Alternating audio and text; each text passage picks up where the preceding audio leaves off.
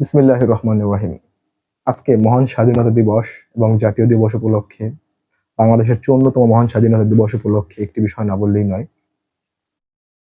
পাকিস্তানি শাসক গোষ্ঠীর তার সংগঠিত ৭১ সালের অপরাধের জন্য অবশ্যই মাপ চাওয়া উচিত। এ বিষয়ে কিছু কথা বলতে চাই।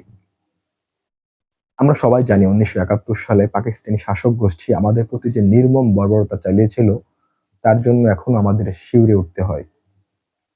কবি হুমায়ুন আজাদ বলেছিলেন, পাকিস্তানিদের আমি ঘৃণা করি, যখন তারা ফুল নিয়ে আসে তারপরও।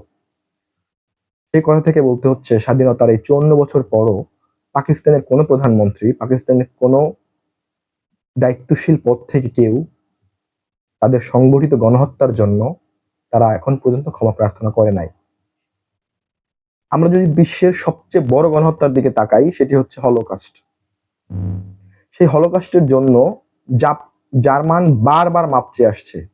আন্তর্জাতিক আইন অনুযায়ী জার্মান বিভিন্ন কাজের মাধ্যমে তারা প্রমাণ করতে চাচ্ছে তারা আসলেই গণহত্যার জন্য দায়ী এবং সেই জন্য তারা মাপ চাচ্ছে বিভিন্ন দেশের জনগণের কাছে।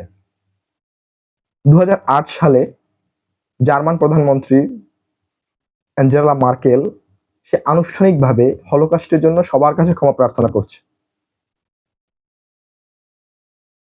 ১৯৫৪ থেকে ১৯৬২ সালে ফ্রান্স এবং আলজেরিয়া যুদ্ধে গণহত্যার জন্য ইমানুয়েল ম্যাক্রো ২০০৮ সালে আনুষ্ঠানিকভাবে আলজেরিয়ার জনগণের কাছে মাপ চেয়েছে। কিন্তু বড়ই পরিতাপের বিষয়, যেখানে অ্যাপ্রক্সিমেটলি ৩০ লক্ষ শহীদের রক্তের উপর দাঁড়িয়ে আমাদের এই স্বাধীনতা আজ সূর্যের মতো